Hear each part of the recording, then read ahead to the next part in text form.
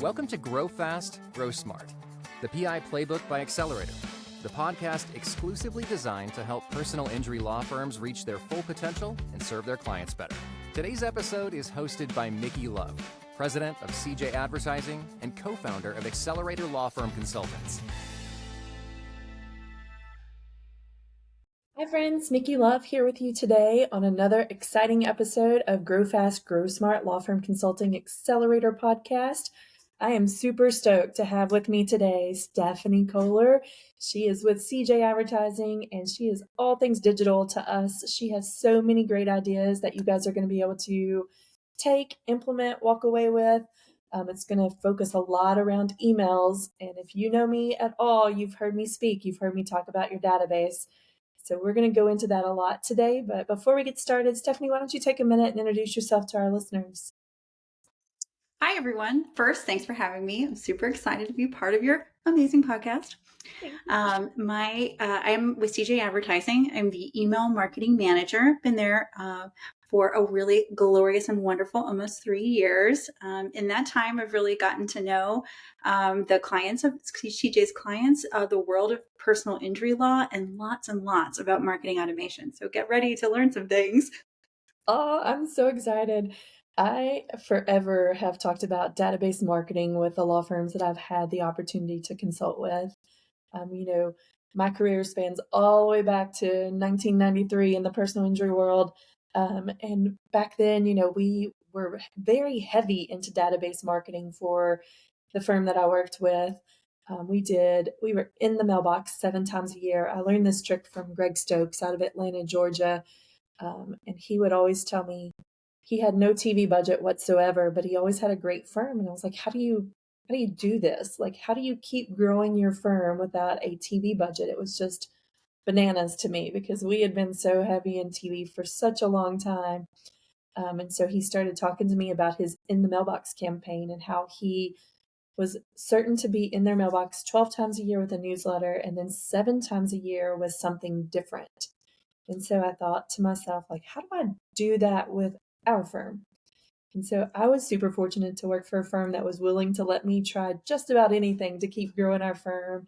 And one of those things that we did was we would go to events and it was a ton of work, literally a ton of work, Stephanie. Like I would have to recruit people that worked there already and ask them to work on a Saturday, carry a tent, carry a table, take a prize, beg people to sign a piece of paper and sign up to win something, which we did. And we grew our database to hundreds of thousands of people worth of email addresses, which was amazing back then. But I know that you've created a magical way where firms can do this without all that extra legwork. Can you tell the firms that are listening about this and why I'm so excited about it? Yeah, absolutely. I've definitely been marketing long enough to have also recruited people for a table and signed up folks, especially in the trade show space. You're just standing there being like, please use my iPad. That was like the big innovation. You could use an iPad. And those are still great tools if you're in a community event. Being able to collect information from your users is a great way to start a relationship with them. And that's really at the heart of database marketing, is the beginning of a relationship and the continuation and building and growing of that relationship over time.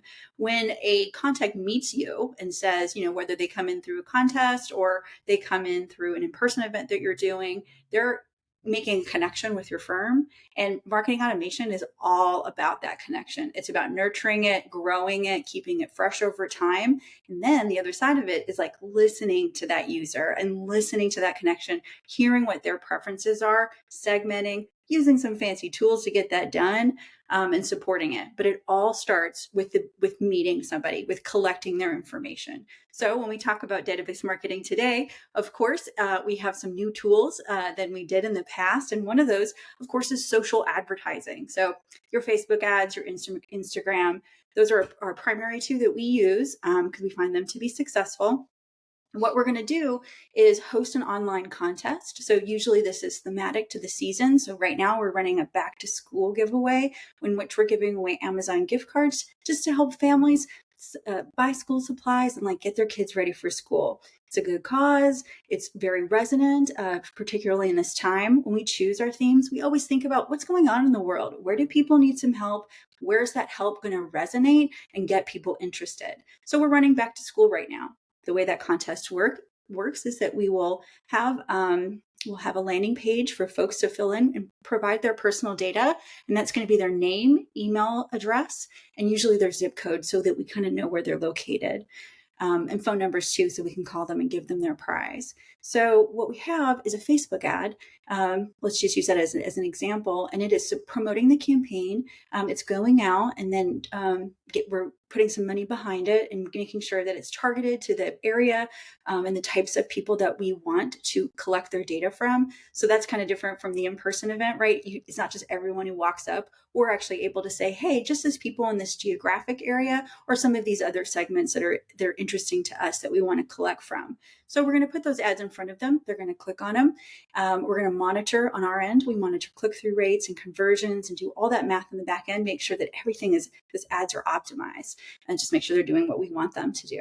But once they click over, they're going to go to a landing page. That landing page is going to tell them a story. The story is, what is this campaign? It's so awesome. And also, who is sponsoring it? Your amazing firm. So it's really, even just that landing page is the start of that relationship. It says, this is a personal injury law firm and they care about this community. Look, they're doing something about it right now. So they've had those 2 hits already. They've seen an ad that's a positive. They've seen the landing page that's a positive. And now they're going to enter the contest and provide their data. At that point, we have a major win. We have gotten that user's first party data, not their like or follow on a social media platform. We own that information. We have promised not to sell it or abuse it or send too many emails or spam, be very respectful of it. But while we have it, we're going to use it to build that relationship. And that's the heart of database marketing, is going out into the world, just like we did with events. But instead, we're doing that using social ads. And then we're collecting that first party data, and then we're putting it into a system. Now what happens next? That's marketing automation. Well, you touched on something that I want to ask a little bit of clarity around, because while I understand it, I still love to hear you explain it, because it triggers me every time I hear it, to think about other ways that we can collect this information. But for the listeners, can you explain a little bit about first-party data and why it's important for the firms to own their first-party data as opposed to buying lists of first-party data? Ooh, I love this topic. Okay, so when we're talking about the database campaign example, we have a person who has chosen to provide their information. We talked about the fields that would fill in first name, last name, email. So they have submitted that willingly and with consent to your database. Awesome. During that time, we also ask for disclosures for marketing communication. So the form says something like, by filling out this form, you agree to receive marketing communication. So they have an opt-in. That means like a really rock solid relationship in terms of permissions to contact someone for marketing. That's great. We're going to come back to it.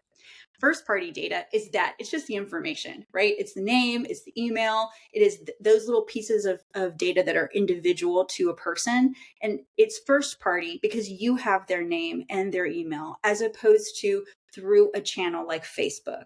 So when you have followers or likes on Facebook, you can see their first name or maybe whatever name they have as their display name, but you don't really know and own the information about that.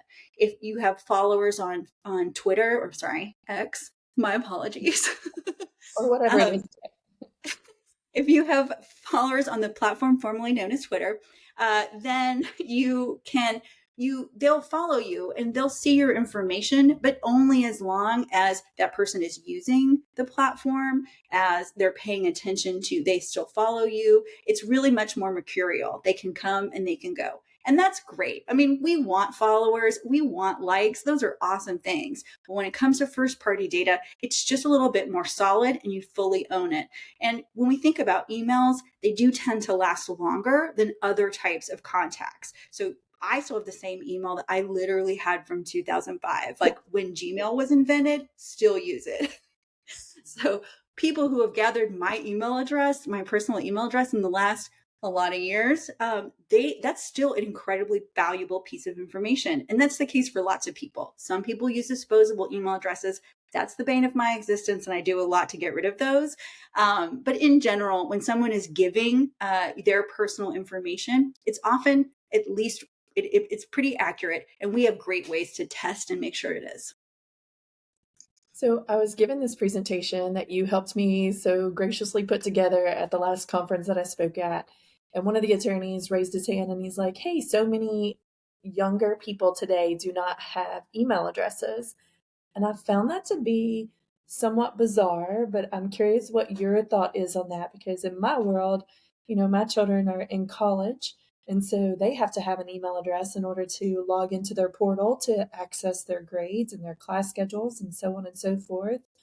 And then everything I log into from all of my streaming services require an email address.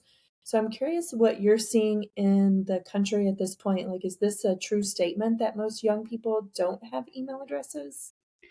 I would say that the way that young people use email is likely very different than the way that you and I do. And there's really no denying that. So, I remember when email was first invented when I was in college, I used it to send long rambling letters to my friends. I do not, I would be shocked to hear of young people writing long rambling emails to their friends about their weekends.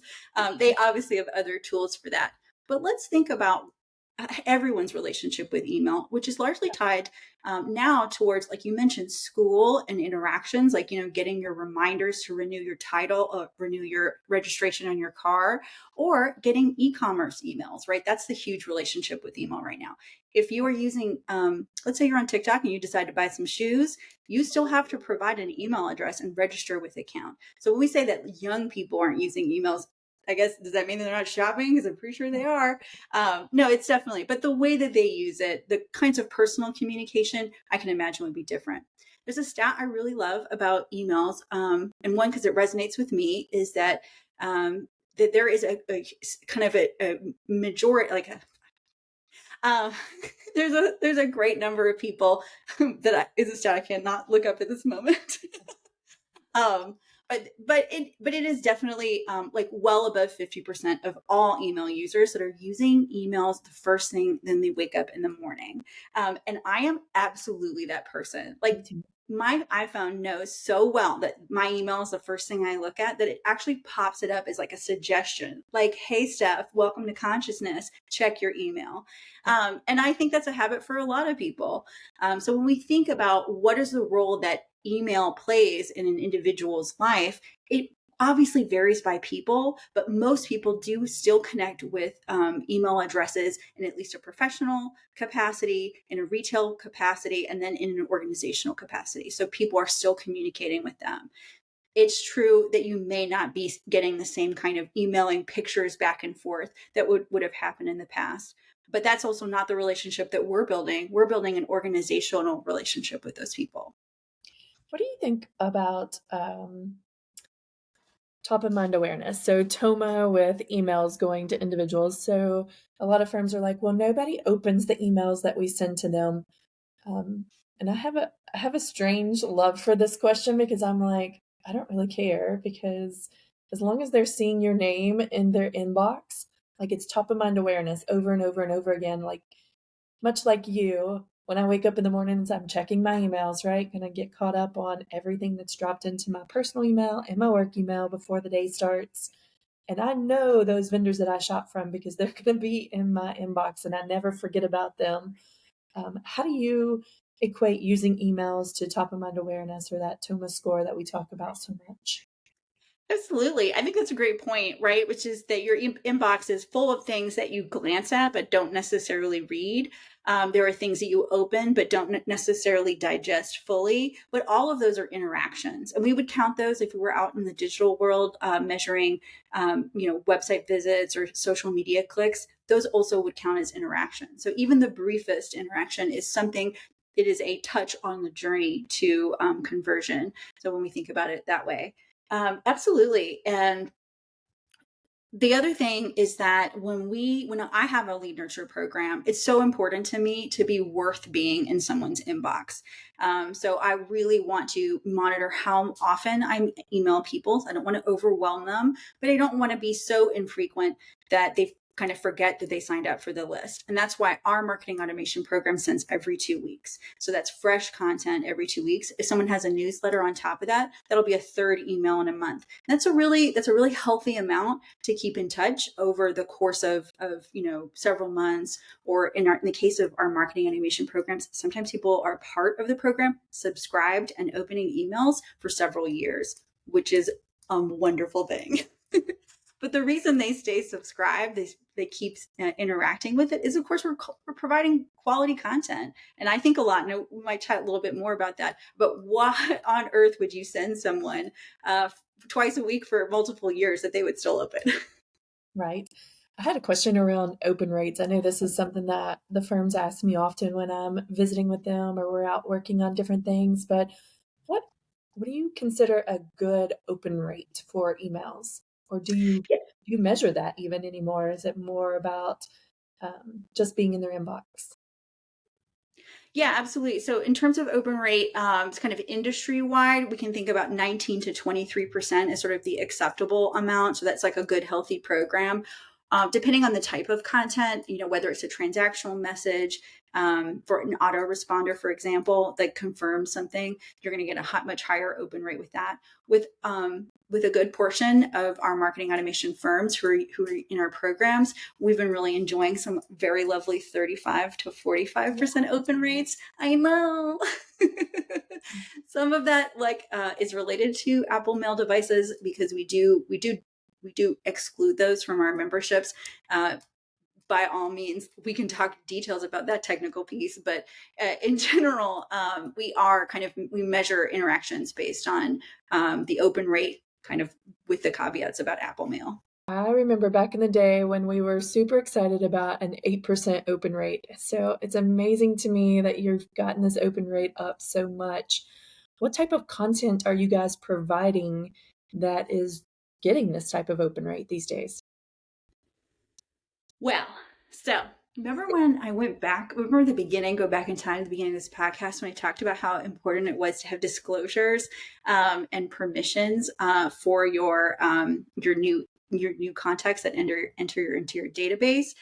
Absolutely. So one of the reasons our open rate is so healthy is because of our content, which I totally will talk about. But I also want to note that it's because of database hygiene. We really want to make sure that the people who are coming into our list and receiving our emails are actual real people who have real actual inboxes. They aren't spam. They aren't dead or forgotten emails. And so we do a really great job of cleaning that up on behalf of our clients and just really making sure that we're connecting with the most active, most likely to be a real person emails in the database. So that when you have an 8%, someone came to me and they said, I have an 8% average open rate. I would say, may I please see your database? I would like to check it. Because there just may be some issues with the data itself. So that's part of kind of what marketing automation can do, is it does manage that data. It does make sure that we are connecting with the most likely to be responsive contact. But it's not just about that. It is also about content. So for me in marketing automation, when we think about someone who came in through a contest or giveaway and someone who is now receiving email communications from you, that person may or may not be in a place in their life in which they need the services of a personal injury firm. It is possible that absolutely nothing has ever happened to them that would cause them to take an action, let's say convert on a website to contact an attorney. But we still want to have a relationship with that person. I want to build that relationship, as you mentioned, top of mind before they ever have any problem. But in order to do that, I need to build a relationship. I need to build trust, and I need to not beat them over the head with advertising. No, it's really thinking about it from that user's perspective, which is, kind of the way of marketing in this new age, which is, obsessed with the perspective of the recipient. And so what we do is we tailor content. So we tailor our content to segments. We build segments based on user interactions. What does that all mean? It means that I'm going to send you information about a particular practice area. Let's just use car accidents for this purpose. So we'll send you some information about car accidents. I'm going to see your response about what types of topics really resonate with you. I'm seeing more click-throughs. I'm seeing more opens, not just for the whole user, not just for the whole database, but for each individual user. And so I can find out interesting things like some users will respond more to what I would call parent contact. So things about car seats and things about parking lot safety in schools, and just things that are indicators. They're responding to topics that are indicators. This person might be a parent. Great. Marketing automation can label them as such and treat them in that way going forward. So now I know, hey, this person has more interest in this topic, and I can tailor content to them. Whenever I have another parent topic, I'm going to make sure that they see it. So that's part of it. That's also on the kind of infrastructure side. Straight on the content side, what we want to do is find that balance between sharing the firm's mission, values, branding, differentiation, really giving that firm branding message, providing a call to action, saying, yes, if you need help, we're the ones you should talk to because we have, you can trust us. We have the expertise, here's all those like trust indicators about firms, balancing those kind of more advertising messages with actually useful information. Now, what does that mean? I mean, it's kind of like the way that we're supposed to write blogs now. Won't go too into that, but when you're Googling information, you have a question that you want an answer to. I really want my lead nurture communication to be similar to that. I want it to pose and then answer questions that are commonly found, like people actually have. My favorite lead nurture email is about something strange. And I will tell you that the most popular email in our whole system is about, why do motorcyclists wear black? Why? Aren't you curious? You're immediately curious. Yeah, so is everyone else. So the email that answers this question and leads to a blog on a firm's website, super popular. Lots of clicks, lots of reads. Now, that isn't the person who is wondering about, why do motorcyclists wear black? They may not have a motorcycle. They may never be in a motorcycle accident. But when we're talking about top of mind, you have brought them joy, information, value that they did not possess previously. And that was your gift to them. And that stays. That information. We're talking about building relationships. It's all about that. So when we talk about content, it's my ideal. That's what I always want. I'm always throwing out new topics, testing them, seeing how people react to them. Do they like the topic? Are they clicking on the click-through link? Because I really want to know, not just for individual users, which you measure results for, but also for a region. How do people in this state respond to content? I'm going to work with them to really listen to the signals that they're giving me and respond. And some of that has to do with other details, like what day to send emails or what time to send emails. There's sort of an adage in email marketing that Tuesday is the best day to send emails. And we, in fact, do send a lot of emails on Tuesdays. And I think it's right. There are some times that we would maybe avoid, like Friday afternoon or first thing Monday, particularly for lead nurture, instead of like a transactional type of message. So we look at what people send during the day, but it's particular to most firms. What I really do is look at what's the best open rate for this firm, this audience, in this place. So we want to be responsive to each one. But in general, we are sending emails on Tuesdays, Wednesdays, even Thursdays, but we try not to send Friday afternoon emails. We have actually I've gotten some really good results for sending basically professional emails. So your co-counsel or referral emails on Saturday mornings. And that's because people check their email first thing when they wake up. We do. Guys are We're Well, all guilty of this. So I like to take advantage of it to make sure that those referrals are seen. I love that. So I have a couple of questions. You said a lot of things in there that are super valuable to the listening audience. First and foremost, you are using a lot of data to drive those decisions, which I absolutely love, right? Like if I'm gonna manage a firm, I'm gonna manage it from data that I can get, and you're doing the same thing through emails. If there are firms out there listening today and they are thinking about starting an email campaign to their group of database clients that they already have, right? So even if we take out adding new emails to their database, they have a group and they want to start sending emails today. Always tell the firms like, hey, it's better to start than not to do anything at all. Yeah. But let's have a plan, right? Like, let's go down a path that we think we can stick to. One, because starting and stopping doesn't really get us the traction we're looking for. But one of the things I bump into with law firms, and maybe you can help with this, is they seem to think that they can just use their CRM platform to send emails from. And the things I'm hearing you talk about sound like they need an outside email management platform that could help them so they can use this data to really track and understand their users and their user interactions. Are there any that you could recommend for small to medium-sized firms? And then what do you recommend for larger firms? I know you guys are managing email databases that are in huge different range sets of data. So I'd be curious if you could help firms understand that a little. Absolutely. So yeah, I mean, a CRM for a firm, the one that they're using, might be good for transactional messages. So confirming something, or if it's part of the sales cycle, like follow ups and that kind of thing. Especially if it doesn't need to be super responsive to the user, kind of like they're on a journey and then they stay on the journey. So it's possible, but you may not get the same kind of tracking and segmentation that's available in an email service provider or ESP.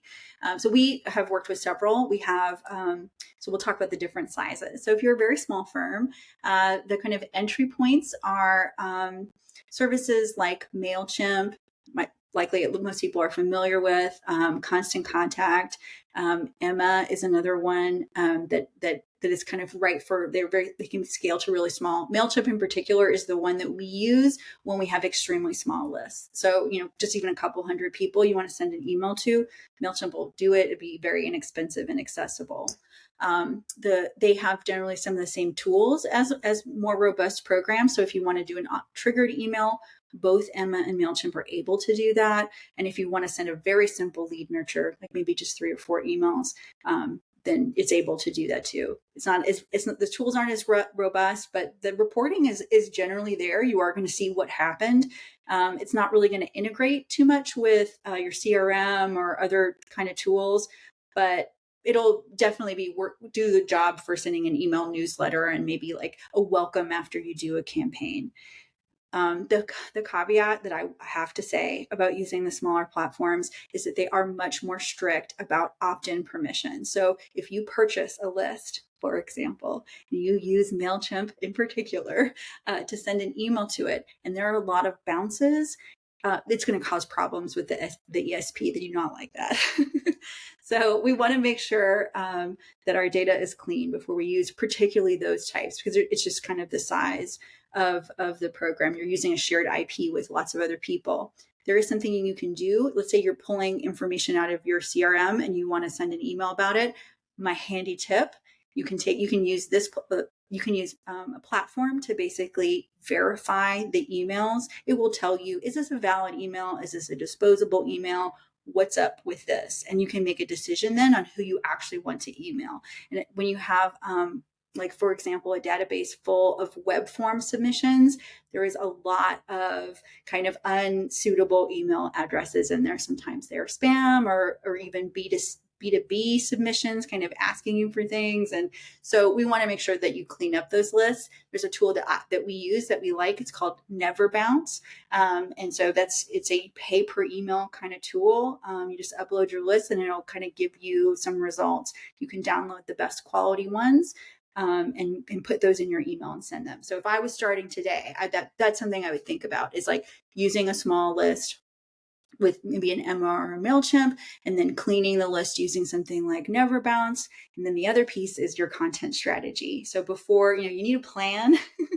So I would say, you really have to think about who do you want to say something to, and what would you like to say to them? We've seen lots of people come in with newsletter dreams, and then get kind of caught up on some kind of common problems. And some of those are just that you need too much information from the staff, particularly the attorney. So getting case result information you can really want a lot of things, and you may not be able to get everything. Firm news. So that it's easy when it's already happened. When it's something coming up, some details can be hard to verify. Those are all challenges that are super fun to work through. But when you're making your content plan, just make sure that your plan for what you want, like a monthly newsletter to be, fits the capacity of the team that's making it. So just find that right balance of I think we can get all this information in time to launch according to the schedule. So that's another thing to think about. If you're doing some light marketing automation, let's say you're sending a welcome email or welcome series, map that out in advance. I would create all 3 or 4, or however many are in the series at the same time, get them all approved, and kind of say, hey, this series of emails represents the branding message that we want to share. So just kind of get it all ready and test that out. But don't be afraid to test, because if something isn't as responsive, change it up. You might want to change subject lines. You may want to change call to action. Sometimes a common mistake or common kind of issue is that you'll see that the call to action that's most important to you is actually too far down in the email because you have so much other stuff. So you just want to make sure, hey, move that up to the top so that the thing that you want to measure as success is the thing that's most accessible to the user. So those are things for kind of smaller firms. If you're a mid-sized firm and let's say you have a database of 50,000 or more, then you may want to move up in marketing automation kind of tools. So there are lots of choices here. So the ones that we use in-house are Marketo, which is an Adobe product. And then we also use HubSpot, which is a kind of CRM email hybrid. And sometimes maybe a good fit for a firm that doesn't have CRM themselves. Maybe they're just using some case management tools that don't have robust contact management. So depending on kind of what your overall needs, you may want to move up to something that has more of a sales management cycle. And so that could be Salesforce has an email marketing platform. It's called Pardot. I might be mispronouncing that because I've never used it. And so those are some things that are you may want to consider. But when you're evaluating an email marketing platform, I would say the number one most important thing is that it's easy to use. It meets the skills you have available. So it meets the resource you have available in your firm. So those, like we mentioned, MailChimp and Emma, pretty easy to use. Most everyone can kind of learn it and maybe take a little bit of a webinar, watch some video, good to go. Some of the ones that are more complicated, they have more of a data management component. Firms may need to bring in a consultant to help get set up. They may need specialized training for the individual who's managing it. So those are just some things to think about. When you move up in complexity, you're also going to move up in complexity of how difficult it is to manage it. All great things. Honestly, it's all about finding the right fit for where your firm is at the moment. And you may be ready to make a step up to a more robust program with more segmentation, more automated workflows. And that's something that we've seen happen with different firms, at least at CJ. Well, all of this is fantastic, and I know we're running out of time, but the one thing that everybody wants to know is cost.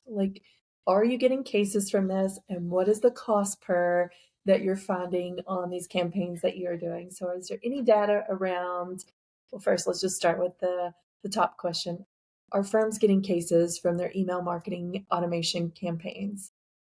Well, I hope so. The answer is absolutely yes. The ones we're tracking. Absolutely yes. I do have an example to share. So really put that down into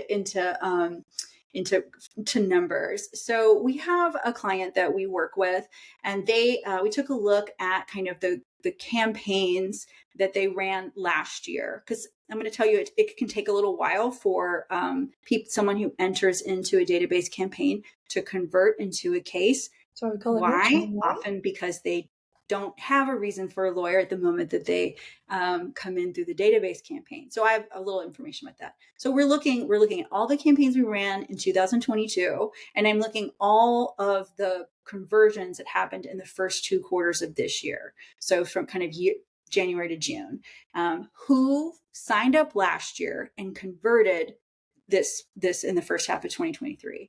So we had 103 leads from people signed up and 23 cases. And the average cost per case for those 23 signed cases was $1,200. So that is for what they spent to acquire the user, and then based on the number of people who actually signed up. So that's I think a healthy cost per case. That's great. Getting a little bit more detail about it, the average time that this group of people who either converted to lead or cases were in the system was 258 days. Wow. Woo! That seems that's surprising.